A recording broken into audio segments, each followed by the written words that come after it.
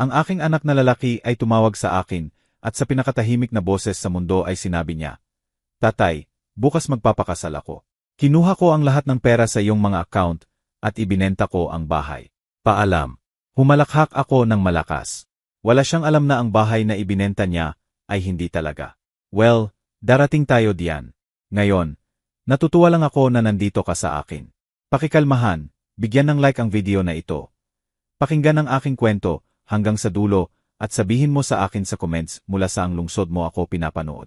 Para malaman ko kung gaano kalayo na ang aking kwento. Lumipas ang 37 taon sa pagbuo ng aking buhay ng may pasensya. Ladrilyo sa ladrilyo. Ako si Ernesto Santos at sa aking 62 taon ay akala ko ay nakita ko na ang lahat ng maaring ibato sa akin ng buhay. Nakatira ako sa isang katamtamang bahay na may 2 kwarto sa isang tahimik na barangay sa labas ng Maynila. Nagtatrabaho ako ng part-time sa munisipal na aklatan at nasisiyahan sa aking tahimik na routine. Ang aking anak, Juan, ay 34 taon na at palaging ambisyoso, marahil sobra. Namatay ang kanyang ina, Maria, nang si Juan ay 12 taon pa lang at ako ang nagpalaki sa kanya ng mag-isa, sa 2 trabaho na isinakripisyo ang lahat.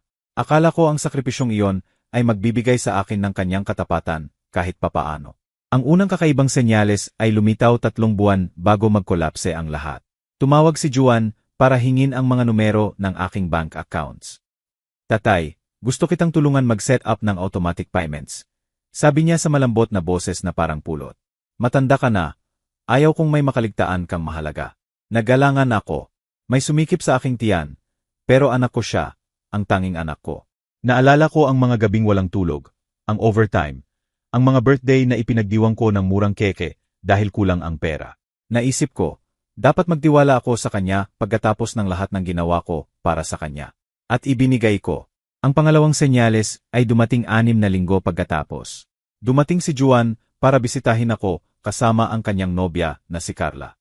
26 taon siya at isa sa mga babaeng maganda sa matalas at kalkuladong paraan, na nagpaparamdam sa iyo ng hindi komportable nang hindi mo alam kung bakit. Umupo sila sa aking sala at ang mga mata ni Carla ay tumingin-tingin sa lahat. Muebles, mga painting, ang lumang oasan sa ibabaw ng repisa. "Sigurado akong mahalaga na ang bahay na ito, Ernesto," sabi niya nang hindi tinatawag akong tatay o Ginoong Santos. "Tumataas ng real estate dito.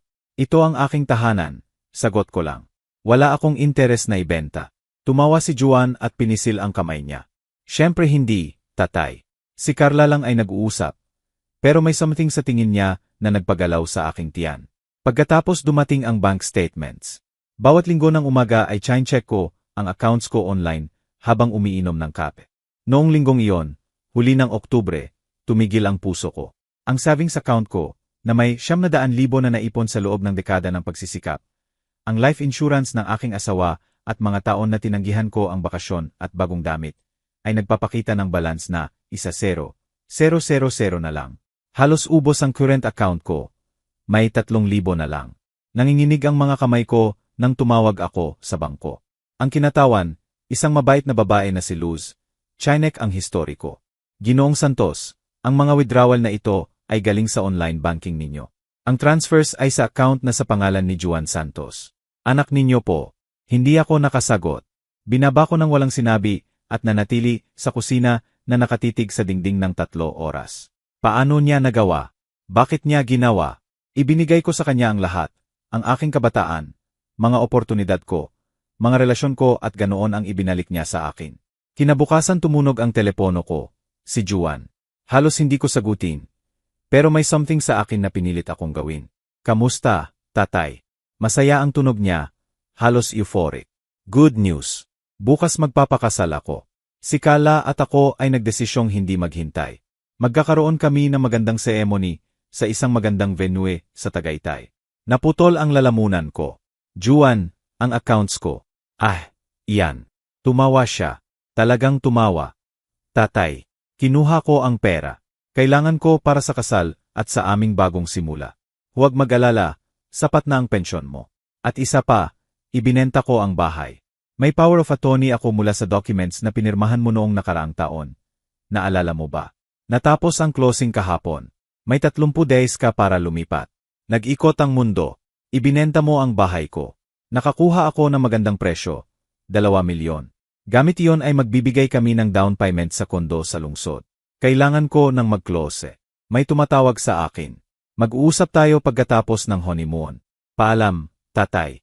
Naputol ang linya at nanatili akong nakaupo na hawak ang telepono. Nararamdaman ang bigat ng pagtataksil na dumudurog sa dibdib ko. Unti-unti ay may ibang bagay na nagsimulang bumangon sa loob ko. Hindi galit, hindi pa. Isang bagay na mas malamig, mas matigas, na nagpangiti sa aking mga labi. Nagsimula akong tumawa ng mahina muna, pagkatapos mas malakas, hanggang tumulo ang luha sa pisngi ko. Wala si Juan ng ideya sa ginawa niya lang. Ang bahay na akala niyang ibinenta, ang simpleng bahay ko sa suburb na nagkakahalaga ng 2 milyon, ay ang pinakamalaking pagkakamali ng buhay niya. Dahil ang bahay na ibinenta ni Juan ay hindi ang tunay kong tinitirhan. Ang property na ibinenta niya ay isang rental house na binili ko 15 taon na ang nakaraan. Nairehistro ko sa pangalan ko para sa tax purposes, na may mga nangungupahan pa na may validong lease contract pa ng 18 buwan. Ang tunay kong tahanan na kinatatayuan ko noon, walang utang at nagkakahalaga ng halos 30 milyon, ay nasa loob ng isang family trust sa pangalan ng pamilya ng aking yumaong asawa.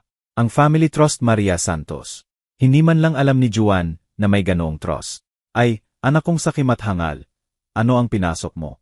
Humina ang tawa at nag-iwan ng masolidong bagay. Parang yelo sa buto. Umupo ako sa mesa ng kusina ko, ng tunay kong kusina, at pinilit kong mag-isip ng malinaw kung ano talaga ang nawala sa akin.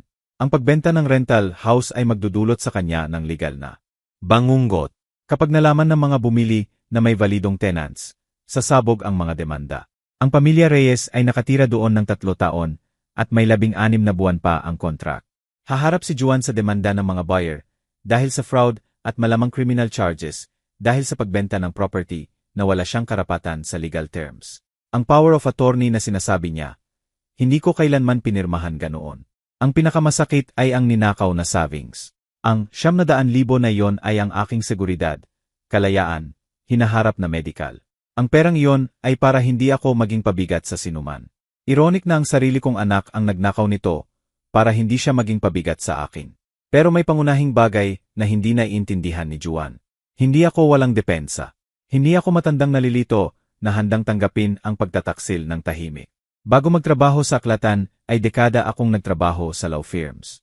Alam ko ang contracts, property, fraud at mas mabuti pa, ay may meticulous records ako ng lahat. Binuksan ko ang filing cabinet at kinuha ang folder na may label rental house, called de Los Olivos. Nasa loob ang copies ng contract sa pamilya Reyes, proof ng security deposit at deed sa pangalan ko. Hindi ko kailanman binigyan si Juan ng power of attorney. Ano man ang sinasabi niyang mayroon ay peke o nakuha sa pandaraya. Chinek ko pagkatapos ang folder ng real properties. Ang tunay kong bahay, kung saan ako nakaupo noon, ay nakapangalan sa Family Trust Maria Santos. Ako ang trustee at beneficiary. Pero hindi sa personal na pangalan ko ang property. Lumaki si Juan doon, pero hindi siya nag-abala na intindihin ang legal structure na nagpoprotekta rito. Nagtimpla ako ng kape at nagsimulang gumawa ng listahan ng gagawin. Una, ay report ang death sa pulis. Pangalawa, kontakin ng fraud department ng bangko. Pangatlo, kumuha ng abogado. Pang-apat, siguraduhin na protektado at informed ang pamilya Reyes. Pang-lima, tipunin ang ebidensya ng fraud ni Juan sa pagbenta ng property. Habang nagsusulat, humina ang kamay ko. Talaga bang gusto kong ipakulong ang anak ko? Nagpapagalaw sa tiyan ko ang ideya. Sa kabila ng lahat, siya pa rin ang batang inalog ko. Ang teenager na tinulungan ko sa homework. Ang binatang ipinagmalaki ko nang mag-graduate. Naalala ko ang boses niya sa telepono. Masaya, walang pakialam. Matutuwa ka sa pensyon mo. Parang walang mali. Anong uri ng tao ang pinalaki ko? Naisip ko si Carla na may kalkuladong mata at matatalim na komento tungkol sa halaga ng bahay. Siya ba ang nagtulak sa kanya? O palagi nang kaya ni Juan ang ganoong kalupitan at ayaw ko lang makita? Nag-vibrate ang phone ko. Text message mula sa kapitbahay at kaibigan ko. Ernesto, nakakita ko ng for sale sign sa rental house mo sa Call de Los Olivos kahapon at wala na ngayon. Okay lang ba? Sinagot ko, mahabang kwento. Magkape tayo bukas. Si Patricia ay kaibigan ko ng 15 taon at dating legal assistant bago mag-retire. Kailangan ko ng alis para sa darating. Noong gabing iyon halos hindi ako nakatulog. Iniimagine ang mukha ni Juan kapag naintindihan niya ang ginawa niya. Magsosorry ba siya? magmamakaawa, o sisihin ako na niloko ko siya. Sa madaling araw may plan na ako. Hindi ako agad pupunta sa pulis. Una ay titipunin ko ang lahat ng ebidensya. Idodokumenta ang bawat krimen at bubuo ng irrefutable case. Pagkatapos ay haharapin ko si Juan sa choice. Full voluntary restitution o criminal process. Bibigyan ko siya ng isang pagkakataon lang na gawin ang tama. Isang pagkakataon na patunayan na anak ko pa rin siya at hindi ang estranghero na tumatawa habang ninanakawan ako. Alas negatibo, siyam tumawag ako sa bangko. Gusto kong i-report ang fraud at theft sa accounts ko, sabi ko. At kailangan ko ng complete record ng lahat ng transactions sa nakaraang 6 na buwan. Siyempre po, Ginoong Santos, sobrang nakakalungkot ang nangyari. Sisimulan kaagad ang investigation, sagot ni Luz. Pagkatapos tumawag ako kay Martin Cruz, isang abogado na kasama sa book club ko. Martin, kailangan ko ng tulong mo. Kinuha ng anak ko ang savings ko at fraudulent na ibinenta ang property ko. Kailangan ko ng legal representation at panatilihing sekret hanggang magdesisyon ako. Tahimik siya ng ilang segundo. Ernesto, seryoso ito. Magkano ang involved? 700,000 sa savings ko at mga 18 milyon sa fraudulent sale. Diyos ko, tutulong ako. Pumunta ka sa office ko mamayang hapon.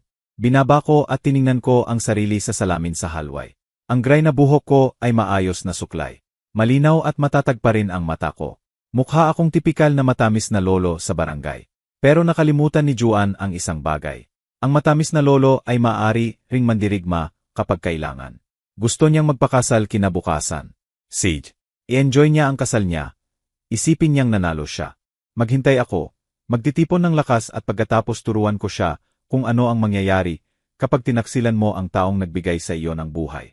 Ang office ni Martin ay sa isang discreet na brick building sa sentro. Umupo kami facing each other na may folder ng documents ko sa gitna. Binasa niya lahat ng may lumalaking disbelief. Nagtatake ng notes paminsan. Ernesto, mas malala ito kaysa inaakala ko. Sabi niya sa huli habang inaalis ang salamin. Falsipikado ng anak mo ang documents para ibenta ang property na hindi sa kanya. Hindi lang civil fraud ito, Kramen. Maaari siyang makulong ng 5 hanggang 0 taon. Alam ko, sagot ko ng mahina. Pero kailangan kong maintindihan ang lahat ng options ko bago magdesisyon. Sige, tumango siya. Una ay mag-file ng fraud report sa bangko mo para i-freeze ang additional transactions. Pagkatapos i-notify ang title company na humandle ng sale. Kailangan nilang malaman na fraudulent ang transaction. Pagkatapos report sa pulis. Pwede mong hilingin na imbestigahan muna bago formal charges para makontrol natin ang timing. At ang mga buyer ng bahay, tanong ko, malamang ay edemanda nila si Juan sa fraud kapag nalaman ang tungkol sa tenants. Pwede rin nilang idemanda ang title company sa hindi pagdetect. Sa isang paraan o iba, si Juan ang mananagot sa full purchase price at damages. Tiningnan ako ni Martin ng seryoso. Kailangan kong itanong, sigurado ka bang gusto mong ituloy? Anak mo siya. Tiningnan ko siya sa mata. Ninakaw niya ang savings ko ng buong buhay at sinubukang itaboy ako sa kalye. Anong uri ng anak ang gumagawa noon? Gumugol kami ng 2 oras sa pag-prepare ng documents. Paglabas ko sa office ni Martin, na-file na ang fraud claims sa bangko at title company. Ang police report ay sa kinabukasan. Habang naglalakad papunta sa kots ko, tumunog ang phone ko. Tatay, bakit tumatawag sa akin ang bangko tungkol sa fraud investigation? Anong nangyayari? Galit si Juan. Minarkahan ng bangko ang transfers mula sa accounts ko bilang suspicious. Sagot ko ng kalmado. Normal na procedure kapag malaking halaga ang galaw. Pero anak mo ako. Sabihin mo na okay lang lahat. Okay lang ba talaga, Juan? Kinuha mo ang 700,000 ko nang walang permiso. Nagbago ang tono niya. Nagiging mas matigas. May permiso mo. Binigyan mo ako ng access sa accounts mo para sa emergency. Hindi para ubusin mo ang lahat ko. Hindi tulong iyan, pagnanakaw. Hindi pagnanakaw, utang lang. Si Carla at ako ay babayaran namin kapag stable na kami. At legal ang tungkol sa bahay. May power of attorney ako. Juan, hindi ko kailanman pinirmahan ang ganoon. Tahimik. Pinirmahan mo. Naalala mo ba noong na-hospital ka dahil sa pneumonia? Dinala ko ang papers sa hospital. Naparamdam ko ang lamig sa likod ko. Na-hospital nga ako noong nakaraang taon. 4 na araw sa matinding pneumonia. Halos hindi ko naalala ang mga araw na iyon. Lagnat, gamot, pagod. Kailangan kong makita ang papers na iyon. Sabi ko, tatay, huwag maging mahirap. Legal lahat. Tawagan mo ang bangko at sabihing cancel ang investigation. Please, kasal bukas. Ayaw ko ng stress na ito. Dapat naisip mo iyan bago ninakaw ang tatay mo. Binaba ko bago niya marinig ang sagot niya. Noong hapon na iyon dumating si Patricia na may alak at konsolasyon. Kinwento ko lahat at nakita ko kung paano nagbago ang mukha niya mula shock hanggang galit. Ang walang hiya, sabi niya, alam mo na kasama kita sa lahat. Bilang witness o ano paman kailanganin mo. Salamat, sagot ko na nararamdaman ang bigat ng tunay na pagkakaibigan. Sa totoo lang, may kailangan ako. Gusto kong makausap ang pamilya Reyes. Kailangan nilang malaman ang nangyayari. Tumawag kami ng magkasama. Sumagot si Tomas Reyes na worried. Ginoong Ernesto, okay lang ba? Maingat kong ipinaliwanag ang sitwasyon. Kaya ibinenta ng anak ninyo ang bahay na tinitirhan namin nang hindi sinasabi sa inyo o sa amin. Tanong niya nang hindi makapaniwala. Anong mangyayari sa contract namin? Valid pa rin ang contract ninyo. Pinakalma ko siya. Nagtatrabaho ako sa abogado ko para ayusin ito. Protektado kayo. Pero gusto kong i-warn kayo kung susubukan ng buyers na pressure kayo. Diyos ko, salamat sa pag-abiso. Bilangin ninyo kami sa anuman kailanganin. Statements, testimony, lahat. Pagkababa, nag-serve pa ng alak si Patricia. Wala si Juan ng ideya sa darating sa kanya, komento niya. Hindi niya akalaing matandang nalilito lang ako na pwede niyang manipulahin. Sagot ko. Kinabukasan nakatanggap ako ng email mula sa title company. Nanginginig ang kamay ko habang binabasa. Ginoong Santos, ang investigation namin ay nagpakita ng serious irregularities sa pagbenta ng property sa Col de los Olivos. 1,247. Ang power of attorney na ipinakita ni Juan Santos ay may signature ninyo daw. Pero ang notary seal ay mula sa notary na expired na ang license noong petsa iyon. Bukod pa, ang document ay dated sa panahon ng hospitalization ninyo at records namin ay nasa ibang estado ang notary noon. Itinuturing namin itong possible forgery at fraud. I-freeze namin ang funds ng cell habang ongoing ang investigation. Na-inform na ang buyers at nagsisimula silang mag-legal action laban kay Ginoong Santos. I-forward ko ang email kay Martin na may isang linya lang. Pehe lahat niya. Iyon ang proof na kailangan ko. Hindi lang imprudent o morally questionable si Juan. Kalkuladong fraud ang ginawa niya. Naimagin ko siyang pumapasok sa kwarto ko sa hospital na may papers na halos hindi ko makita. Marahil pinapirma ako ng blank sheets para punan pagkatapos at kumuha ng fake notarization. Pagkatapos may isa pang message si Juan. Tatay, kailangan nating mag-usap. Pwede ka bang pumunta bukas sa kasal? Please. Gusto kitang nandoon. Tinitigan ko ang screen. Gusto niyang pumunta ako sa kasal na binayaran ng ninakaw kong pera. Nag-type ako, nandoon ako. Isipin niyang okay lahat, magpakasal siya sa kalkuladong nobya niya. Ipagdiwang gamit ang pera ko. Patuloy na maniwala na nanalo siya. Ngingiti ako, magpupose sa pictures, gaganap na proud father at pagkatapos. Kapag least expect niya, ituturo ko sa kanya ang consequences ng pagtataksil sa taong nagbigay sa kanya ng buhay. Ang kasal ay eksakto kung ano ang inaakala ko. Mahal, ostentatious at walang laman na init. Ang venue sa Tagaytay ay kumikinang sa puting rosas at crystal chandeliers. Shoot ko ang best suit ko, navy blue, elegant at discreet, at maaga akong dumating.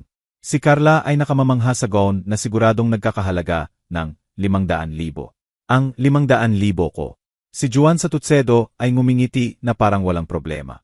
Nang makita ako ay tumakbo siya sa akin. Talaga kang dumating, tatay. Niyakap niya ako ng mahigpit. Sobrang saya ko na nandito ka. Alam ko na medyo weird ang mga bagay lately. Pero ito ay bagong simula para sa lahat. Tinitigan ko siya. Talaga niyang pinaniniwalaan niyon. Na ang pagnanakaw sa akin ay weird lang. Congratulations, Juan, sabi ko ng neutral. Mukha kang masaya. Lumapit si Carla na may matalim na ngiti. Ernesto, ang sweet mo na dumating. Worried si Juan na baka galit ka pa sa, well, alam mo na, pera at bahay, pero actually ito ang best para sa lahat. Hindi mo na kailangan ng ganoong kalaking bahay, at pwede kaming mag-build ng future ni Juan. Ang thoughtful mo, sagot ko ng magalang pero malamig ang tingin. Maikli ang ceremony. Umupo ako sa front row na pinapanood ang anak kong nangangako na mamahalin at alagaan ang babaeng tumulong sa kanya na taksilan ang sariling tatay. Sa bankwet ay nag-usap ako ng pulite. Uminom ng tsampag na halos hindi ko naramdaman at ngumiti sa photos na hindi ko na gustong makita ulit. Eksakto nang pinuputol ang keke. Nag-vibrate ang phone ko. Message mula kay Martin. Binuksan ng pulis ang investigation. Charges for fraud in preparation. Itutuloy natin. Tiningnan ko si Juan na tumatawa sa friends niya na walang alam. Hindi pa iniisip ko. Bigyan natin siya ng huling kasiyahan na ito na magiging huli ng matagal. Ang confrontation ay dumating 3 araw pagkatapos. Dumating si Juan at Carla sa pintuan ko nang walang abiso. Galit siya. Tense at malamig ang mukha ni Carla. Itinulak ni Juan ang pinto at tumasok ng walang imbitasyon. Ano ba talaga ang ginawa mo? Sigaw niya. I-freeze ng title company ang pera ng sale. Sabi nila fake ang power of attorney. Nagbabanta silang idemanda ako. Isinara ko ang pinto ng kalmado. Marahil dahil fake nga, sagot ko. Sinamantala mo na may sakit ako para papirmahin ako ng papers na hindi ko naiintindihan at pagkatapos peke ang notarization. Krimen iyan, Juan. At ninakaw mo pa ang savings ko ng buong buhay. Lumapit si Carla. Ridiculous ito. Tinutulungan ka lang ni Juan. Matanda ka na, Ernesto. Hindi mo na kaya i-handle ang finances at properties mo. Ginawa namin favor sa lahat. Favor. Tanong ko. Ubisin ang accounts ko at ibenta ang bahay na hindi mo pwede ibenta. Hindi pagnanakaw kung masyado kang senil para i-handle. Sigaw niya. Anak mo si Juan. Lahat ng mayroon ka ay mapupunta sa kanya eventually. In advance lang namin ng konti. Nakikita ko na sabi ko ng tahimik. Iyan pala ang plan. Humanap ng anak na may tatay na may pera. Manipulahin siya para magnakaw at buuin ang buhay mo rito. Huwag kang magsalita ng ganyan kay Carla. Protesta ni Juan. Mahal niya ako. Mahal niya ang inheritance mo o ang akala niyang inheritance mo. Correction ko. Yumuko si Carla sa akin. Alisin mo ba ang accusations na ito? Sabi niya na may malamig na ngiti. O gagawin naming miserable ang buhay mo. Sasabihin namin na may dementia ka. Ipapadeklara ka naming incapable. Ipapapasok ka namin sa home for the aged. Naparamdam ko ang yelo sa ugat ko. Iyan ay threat. Promise iyan. Sabi ni Juan ng mahina at menacing. Sinusubukan kong maging nice. Tawagan mo lang ang bangko at title company at sabihing authorized lahat. Para makapagpatuloy tayong lahat sa buhay natin. Kung hindi, ibabaon ka namin sa cases sa loob ng taon. Marami kaming abogado. Gagastusin namin ang natitira mo sa fees at sasabihin sa lahat na confused ka. Sandali akong natakot. Hindi sa threats niya. May proofs ako. Kundi sa kung ano na ang naging anak ko. Ang galit at menacing na lalaking iyon ay stranger na may mukha niya. Pero hindi ako nakaligtas ng 37 taon sa pagiging mahina lang. Lumabas kayo sa bahay ko. Sabi ko sa boses na bakal na hindi ko man kilala. Ngayon din kayo. Tatay, labas. May 5 seconds kayo bago tawagan ko ang pulis. 1. Hindi ko binilang ang 2. Umalis sila na si Carla ay nagmumura. Si Juan na may deformed na mukha sa galit. Nang makita kong umaalis ang kotse nila, bumagsak ako sa sofa na nanginginig ang kamay. Wala na ang masks. Alam ko na eksakto kung sino ang kaharap ko. Kinabukasan tumawag ako kay Martin. I-file ang formal complaint. Gusto kong iproseso sila sa full force ng batas. Sigurado ka? Naman. Ang mga sumunod na araw ay nagpahinga ako. Nagbasa, nagalaga ng garden, naglunch kay Patricia. Kailangan kong mag-recover ng physical at emotional strength. Mas nagsyake sa akin ang konfrontasyon kaysa inaamin ko. Pero habang dinidiligan ko ang mga rosas ko, nararamdaman ang araw sa mukha. Napansin ko rin kung paano lumalaki sa akin ang bagong bagay. Isang malamig at absolute na determination. Ginawa na ni Juan at Carla ang choice nila. Ngayon mabubuhay sila sa consequences. 1 linggo pagkatapos ng away na iyon, tumawag ulit si Juan. Iba ang boses niya, mas malambot, halos childish, parang noong maliit pa siya at may gusto. Tatay, pwede ba tayong mag-usap, please? Naisip kong ibaba. Sa halip sabi ko, nakikinig ako. Marami akong naisip sa lahat ng ginawa ko. Nagiging shaki ang boses niya. Mali ako, tatay. Alam ko. Pinuno ni Carla ang ulo ko. Ang stress ng kasal, lahat kasama, pero ikaw ang tatay ko. Hindi ko dapat ginawa nagpaus siya. Tunay na affected ang tunog o magaling lang umarte. Sobrang sorry ako, tatay. Pwede nating ayusin. May parte sa akin, ang naalala kong buhat-buhat siya. Tinuruan magbisikleta, pinuri sa graduations, na gustong maniwala at patawarin agad. Pero natuto na ako sa blintros. Ano eksakto ang proposal mo, Juan? Ibabalik ko ang pera, lahat. Si Carla at ako ay kukuha ng loan kung kailangan at ayusin ko ang bahay. Kakausapin ko ang buyers. Asikasuhin ko lahat. Mabilis na siyang magsalita. Urgent. Please lang itigil ang investigation. Hindi ko pwede magka-criminal record, tatay. Masisira ang career ko, buong buhay ko. Dapat naisip mo iyan bago mag-commit ng fraud. Sagot ko, alam ko at sorry ako. Pero bigyan mo ako ng chance na ayusin. Huwag sirain ang buhay ko dahil sa isang mistake. Mistake, parang pagnanakaw sa tatay ay katulad lang ng pagkalimot ng birthday niya. Gaano katagal mo ibabalik ang pera? Tanong ko. Marahil 6 na buwan, 1 taon, max. Kailangan namin ng time para saluan. Wala kang 6 na buwan, Juan. Ongoing na ang investigation. Nagiging desperate ang tono niya. Kung ganoon, ano ang gusto mo? Sabihin mo sa akin kung ano. Gusto ko full restitution sa 30 days, sabi ko. Bawat piso na kinuha mo plus interest. Gusto ko written confession at harapin mo ang consequences ng acts mo. Impossible. Hindi namin makukuha ganoong laki sa 30 days. Kung ganoon, dapat naisip mo bago ninakaw sa akin. Malupit ka. Walang puso. Anak mo ako. Tanging anak mo. Paano mo magagawa ito sa akin? At paano mo nagawa ito sa akin? Sagot ko ng mahina. Binaba ko at pinatay ang phone. Noong hapon na yon dumating si Carla mag-isa.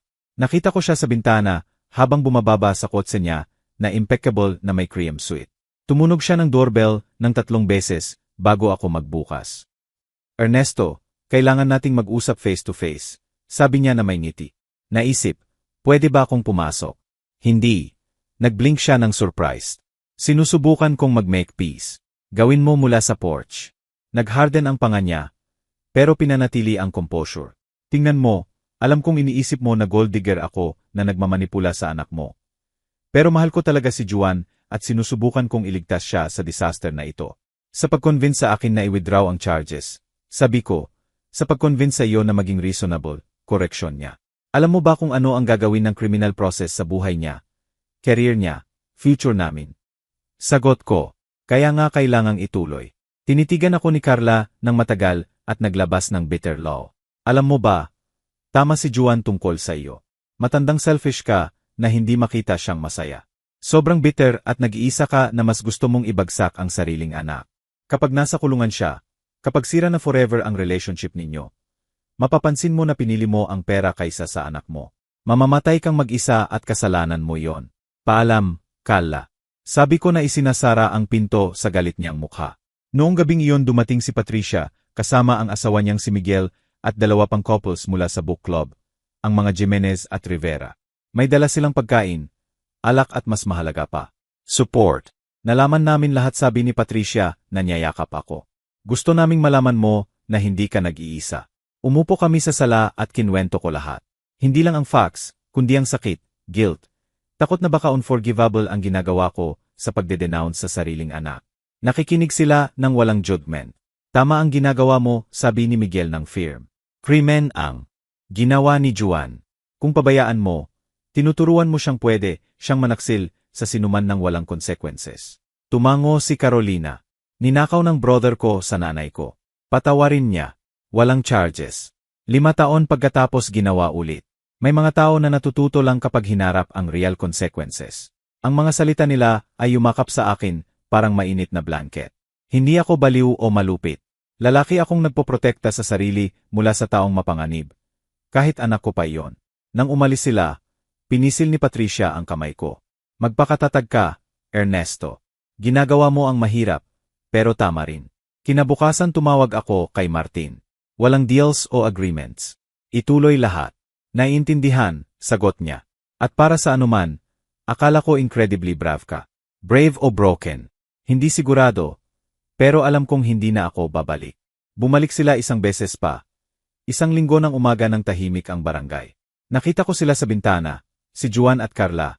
Naglalakad sa driveway ng may measured steps. May dala si Juan ng flowers, si Carla ng box ng pastries. Peace offerings. Halos hindi ko buksan, pero nanaig ang curiosity. Anong bagong strategy ang dala nila? Tatay, sabi ni Juan ng malambot na boses at pulang mata na parang umiyak. 5 minutes lang hinihingi namin. Laban sa better judgment ko pinapasok ko sila. Umupo kami sa sala, sila sa sofa, ako sa armchair ko, may distance. Iniwan ni Juan ang flowers sa center table. Daisies, paborito ko. Siyempre naalala niya. Tatay, nagkamali kami, simula niya. Sa lahat, sa pag-usap namin sa iyo, sa ginawa namin. Unforgivable. Yumuko siya ng may sincere expression.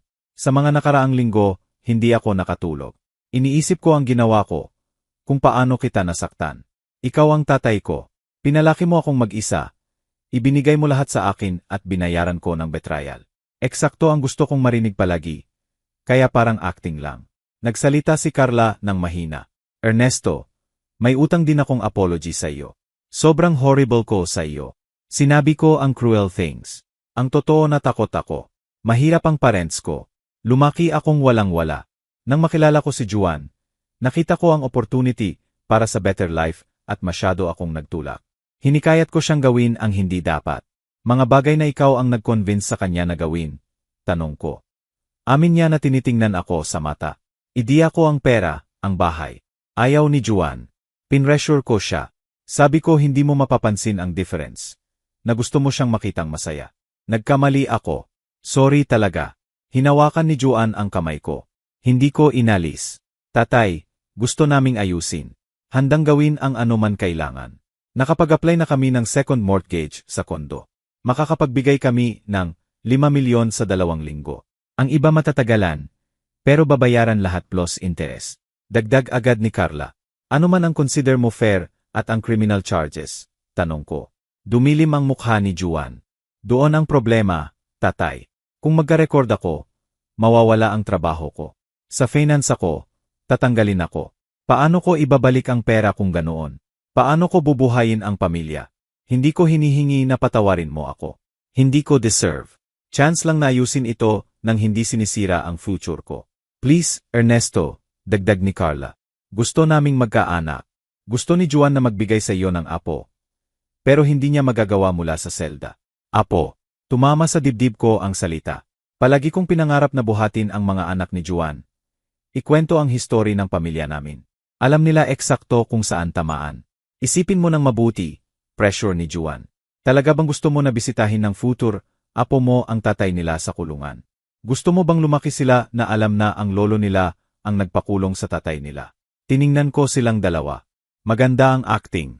Mukhang sincere ang luha ni Juan. Convincing ang remorse ni Carla.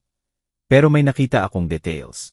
Ang pagdingin niya sa orasan ng lihim, ang tension sa shoulders ni Juan, ang sobrang higpit ng hawak niya sa kamay ko kapag hindi ako sumasagot. At kung sabihin kong hindi, tanong ko ng mahina.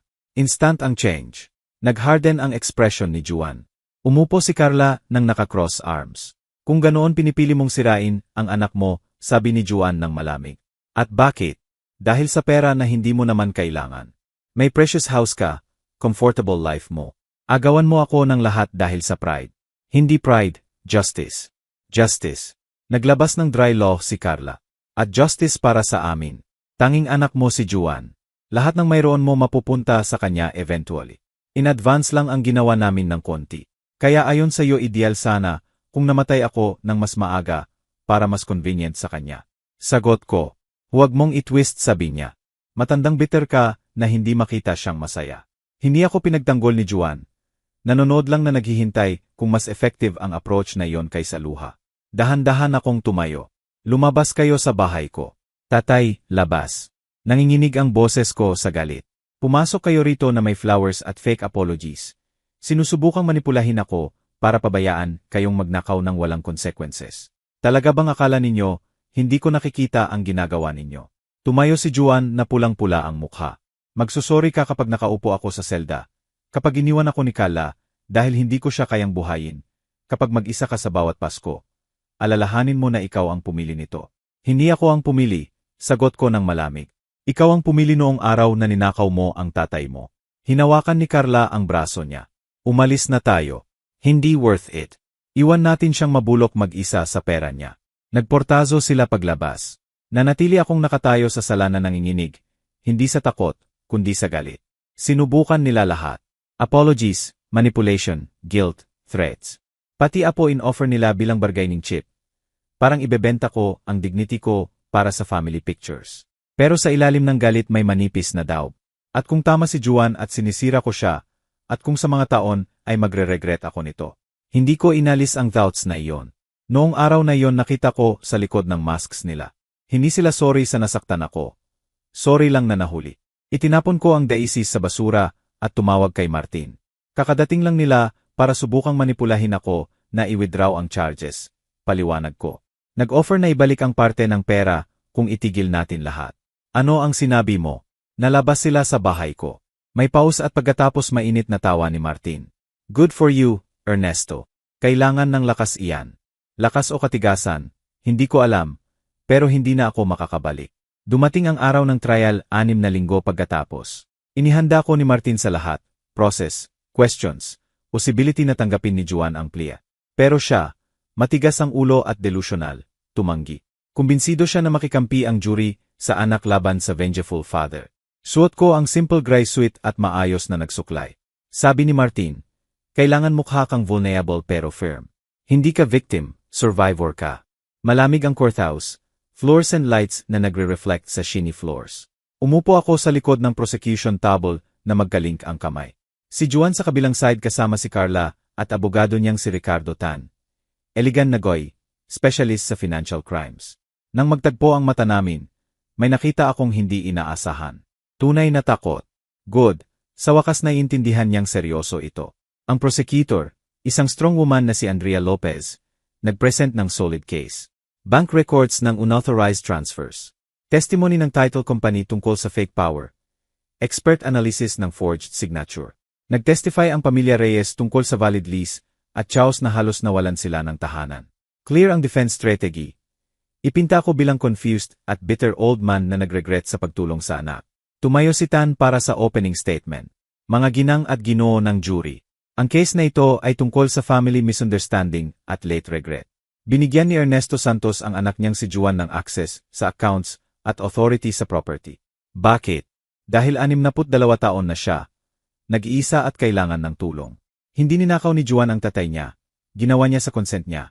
Pero ngayon, influenced ng others at affected ng age-related confusion, rewrite niya ang history at nagpresenta bilang victim. Napuno ng galit sa loob ko, pero pinanatili kong seren ang mukha. Matiyaga ang pag-usad ng trial. Tinawag ni Andrea ang witnesses isa-isa. Binubuo ang case ladrilyo sa ladrilyo. Nagtestify ang bank employee na tinawagan ko agad pagka-discover ng missing money. Umiyak at confused. Ipinaliwanag ng title rep ang irregularities ng document. Ipinakita ng handwriting expert na hindi match ang signature ko sa supposed power sa usual ko. Shaky, unsure, consistent sa taong nag-sign under heavy medication o walang full awareness. Pagkatapos ako naman, umakyat ako sa stand, inilagay ang kamay sa Bible at nanumpa. Ginabayan ako ni Andrea ng firm at careful. Kinwento ko ang relationship ko kay Juan, kung gaano ako proud na pinalaki ko siyang mag-isa, ang devastation ko sa pagkatuklas ng betrayal. Ginoong Santos, tanong ni Andrea, binigyan mo ba ng permission si Juan na withdraw 700,000 sa savings mo? Hindi, sagot ko ng malinaw, kailanman hindi. Pinahintulutan mo ba siyang ibenta ang rental house mo? Hindi, iyon ay nag-generate ng income na supplement sa retirement ko. Kailanman hindi ko i-authorize ang sale. Pinirmahan mo ba ang power of attorney na nagbibigay kay Juan ng control sa finances mo? Hindi ng conscious. Na-hospital ako sa severe pneumonia. Mataas ang lagnat ko. Dinala ni Juan ang papers at sinabing insurance forms. Halos hindi ko naalala ang mga araw na iyon. Aggressive ang cross ni Tan. Sinusubukang ipinta akong bitter at confused, pero prepared ako. Totoo ba, Ginoong Santos, na desaprobahan mo ang relationship ni Juan kay Carla? Tanong niya. Hindi, ang desaprobahan ko ay ninakaw niya ang buong buhay ko. Nagkaroon ba kayo ng arguments tungkol sa relationship niya? Tulad ng normal na pamilya. Pero ang trial na ito ay hindi tungkol sa sino ang minamahal ng anak ko, kundi financial crimes. Nag-iisa ka ba talaga? Walang close sa family maliban kay Juan. Nag-iisa. Pero hindi yon nagpapabulaan o vengeful sa akin. Sinubukan ni Tan ang iba pang angles, pero wala nag-stick. Nasa side ko ang truth. Pagkatapos kay Juan naman, ginabayan siya ni Tan sa version niya. Kung gaano siya worried sa akin. Kung paano daw hiniling ko na i-handle niya ang finances ko. Kung gaano ako masaya na tumulong sa kasal. Polished at convincing ang performance niya. Pagkatapos tumayo si Andrea para sa cross at nagsimulang mag-crack lahat. Ginoong Santos, sinabi mo na hiniling ng tatay mo na tulungan siya sa pera. Kailan eksakto iyon? Sa mga buwan na pinag-usapan namin, nagbubble siya. May maipapakita ka bang message? Email o note na may ganoong request? Verbal lang. Aha. Tungkol sa power of attorney. Sabi mo voluntary niyang pinirmahan sa hospital. Pero ang notary na may seal sa document ay nasa ibang probinsya noon at ang hospital ay dito. Paano niya na-witness ang signing? Namutla si Juan. Hindi ko alam. May error siguro sa records. Error. Itinaas ni Andrea ang kilay. Opek mo ang notarization pagkatapos makuha ang signature ng tatay mo sa deception. Hindi ako nag-forge ng anuman. Pag-usapan natin ang sale ng bahay sa Col de los Olivos. Tuloy niya. Ipinabatid mo ba sa buyers na may existing lease sa pamilya Reyes? Akala ko alam nila. Sa pamamagitan ng Holy Spirit. Tanong ni Andrea ng malamig. Nagpresenta ka bilang full owner na may authority na ibenta. Hindi mo ba consider ang responsibility na i-disclose ang active tenants? Nagsimulang mag-contradict si Juan, stuttering, repeating. Pinapanood siya ng jury habang nagko-collapse ang rehearsed version niya. Ang truth, Ginoong Santos, sabi ni Andrea, alam mo eksakto ang ginagawa mo. Pehi ang documents, ibinenta ang property na hindi sa iyo. Ubos ang account ng tatay mo at ginawa mo para sa isang reason. I-finance ang kasal at bagong buhay mo. Hindi ba ganoon? Hindi. Gusto ko lang tulungan siya. Gusto niyang ninakaw. Gusto niyang walang savings at walang bahay. Tinanggap ng judge ang objection ni Tan sa argumentative. Pero doon na ang damage. Nakita ng jury si Juan na nawawalan ng kontrol. Naglilihis sa sarili ng malakas. Nang matapos ang closing arguments, nararamdaman ko ang strange calm. Tapos na ang part ko. Sinabi ko ang truth. Nagbigay ng proofs at lumaban sa manipulation. Ang susunod ay hindi na sa akin. Tumayo kami nang lumabas ang jury para mag-deliberate.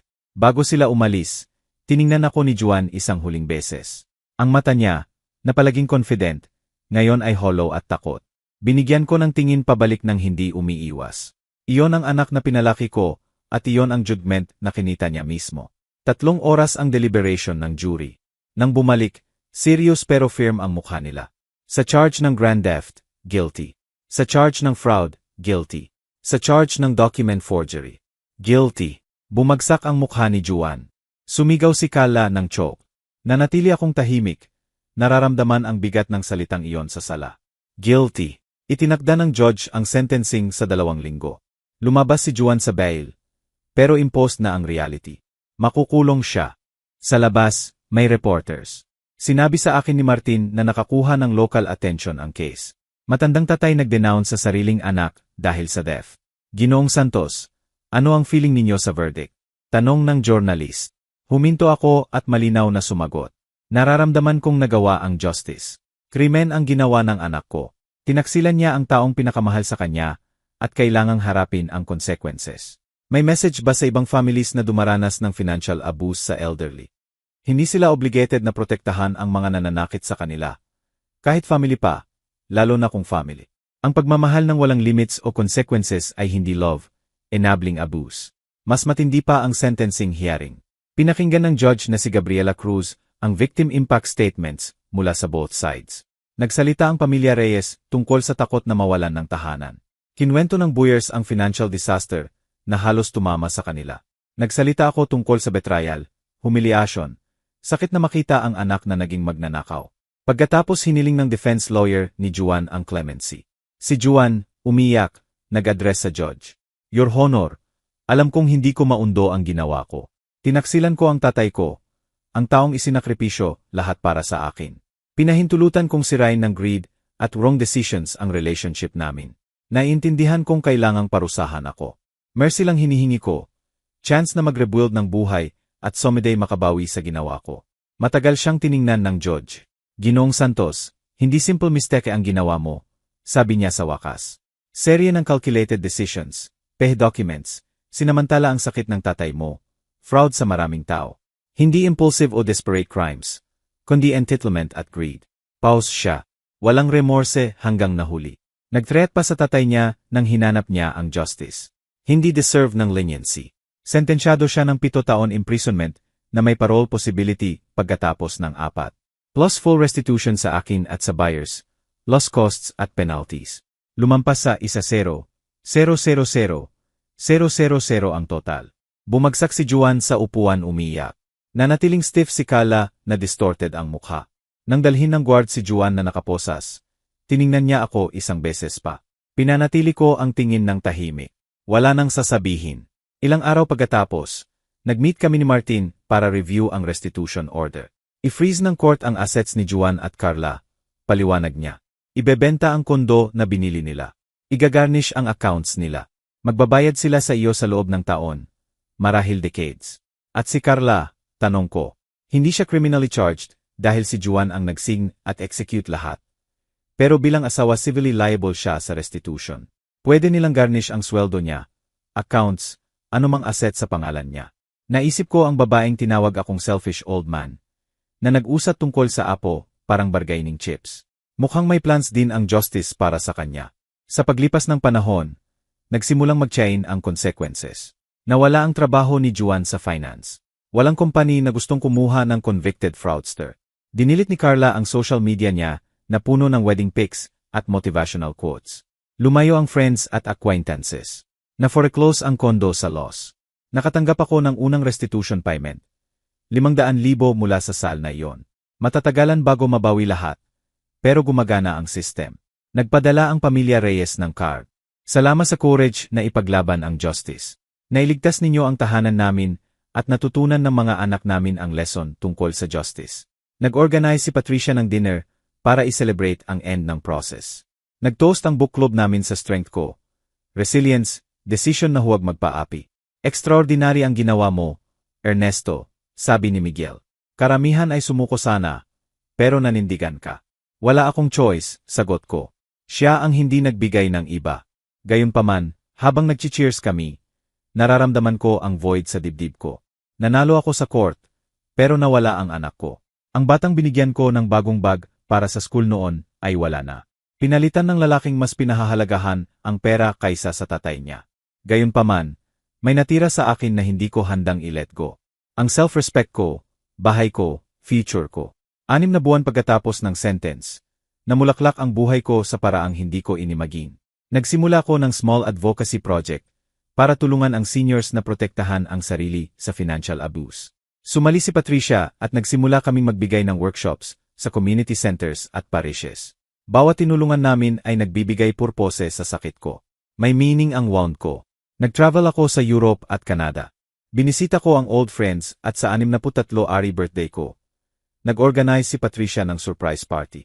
Sa pagtingin sa smiling faces sa paligid ko, naintindihan kong mali si Juan. Hindi ako nag-iisa. May community ako, purpose at true happiness. Samantala, gumuho ang mundo ni Juan. Mahirap ang prison. Inatake siya ng ilang beses. Nag-develop ng depression at anxiety attacks. Nag-divorce si Carla sa kanya pagkatapos ng 8 buwan. Nagpresenta bilang isa pang victim. Bumalik siya sa parents niya at nagtrabaho sa 2 retail jobs para makabayad ng share niya sa restitution. Nawala ang social media niya. Walang gustong makasama ang babaeng nagnakaw sa matanda. Sirang-sira ang finance career ni Juan. Nawala ang licenses niya at dinemanda pa ng dating kumpanya. Nang mag-apply ng parole, tinanggihan. Walang job, walang support letters, walang proof ng true rehab. Tutuparin niya ang full 7 years. Pinili kong alagaan ang sarili ko at paradoxically, ang desisyon na iyon ang nagdala sa akin sa pinakamayaman na period ng buhay ko. Sa pagbaliktanaw, naiintindihan ko ang nangyari. Minahal ko siya ng sobra, walang kondisyon, na nakalimutan kong turuan siyang mahalin ako pabalik.